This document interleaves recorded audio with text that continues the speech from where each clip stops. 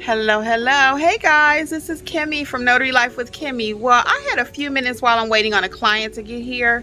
So I wanted to go over a couple of supplies that you may need and how to deal with your elderly or older clients. Those that may be in hospice, nursing homes, or just elderly when you encounter them, period, okay?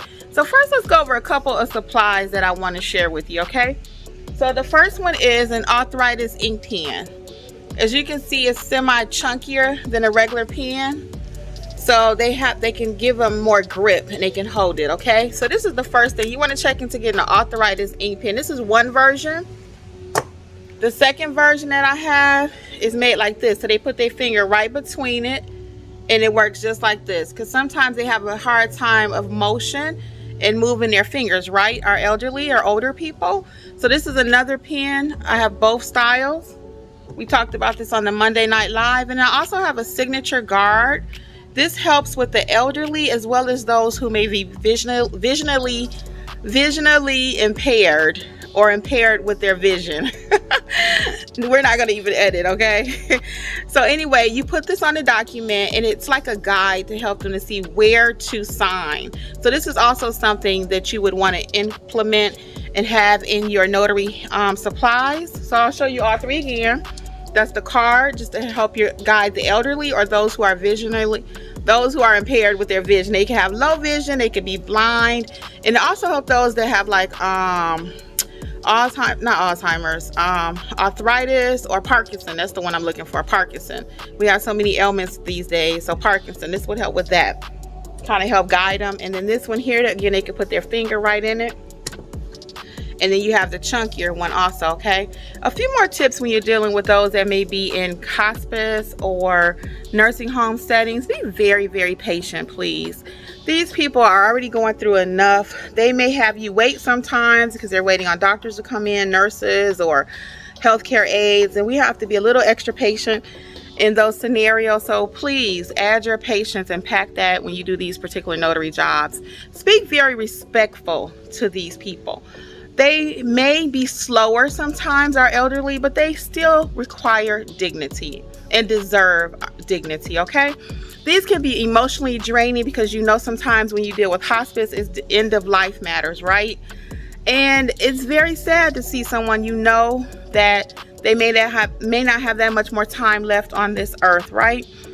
But what brings me solace in those events, guys, because I equally get sad. You know, I've had a lot of loss recently in my own family, but it brings me a bit of joy that I was able to help them to get their documents signed, the power of attorney, the will. All of that will make it easier on their family members, and it also brings them peace of mind that their wishes are being carried out.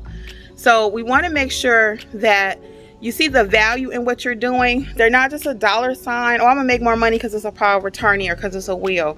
No, we are actually changing lives out there or assisting with what's going on. It's a B. So I really wanted to bring these tips to you. Again, be patient, respectful, kind, and just remember that we too, as we age, we gonna want somebody to care for us. Michelle from You Say So did a video. She actually had a power of attorney signing yesterday.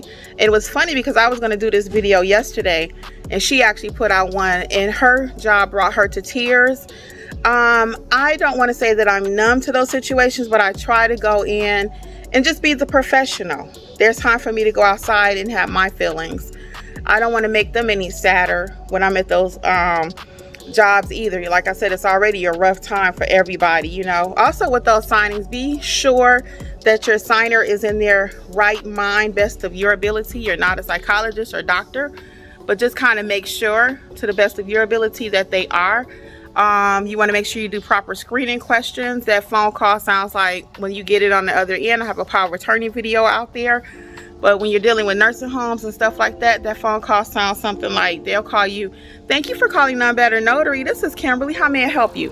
Oh, yes, I would like to see, can you do a power of attorney for me for my mother-in-law? She's in the hospital or she's in hospice. Oh, okay. So my next question is the patient alert? Are they conscious? and they'll usually say yes or no. And then, you know, based on the document, you'll ask if you need witnesses or whatever. And if you go into a hospital, you want to ask questions such as, oh, do you know if they have any appointment schedule? What's a good time to come? When is the patient most alert? You can ask those same questions when you go into a hospital or in a home environment setting, okay?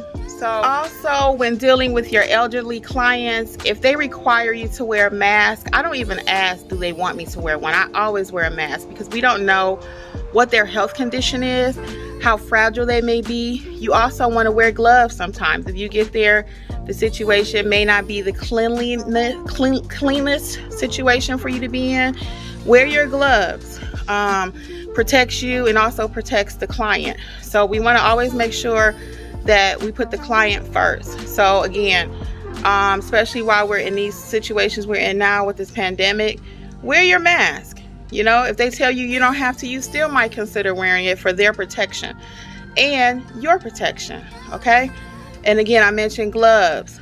You don't have to make them wear gloves, but I hand sanitize everything, sometimes in front of them so they can see that I take that seriously.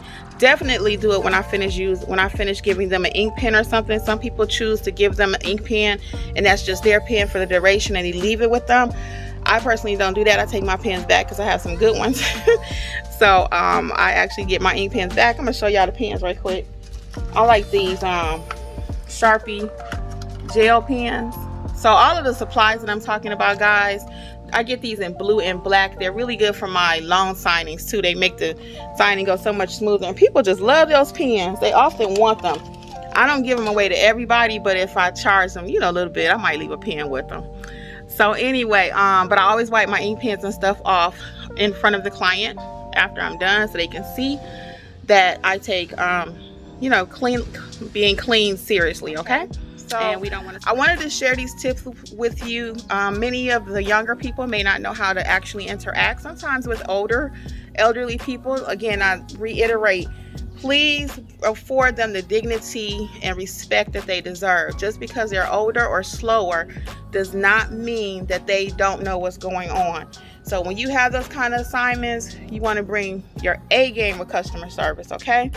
Well, this is Notary Life with Kimmi. I hope these tips will help you how to handle elderly, end-of-life matters, if someone's in a nursing home, hospital setting, okay? Remember, that could be your mama or papa también.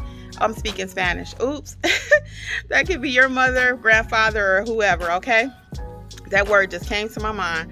All right, guys. Well, until next time, this is Notary Life with Kimmi. Bye.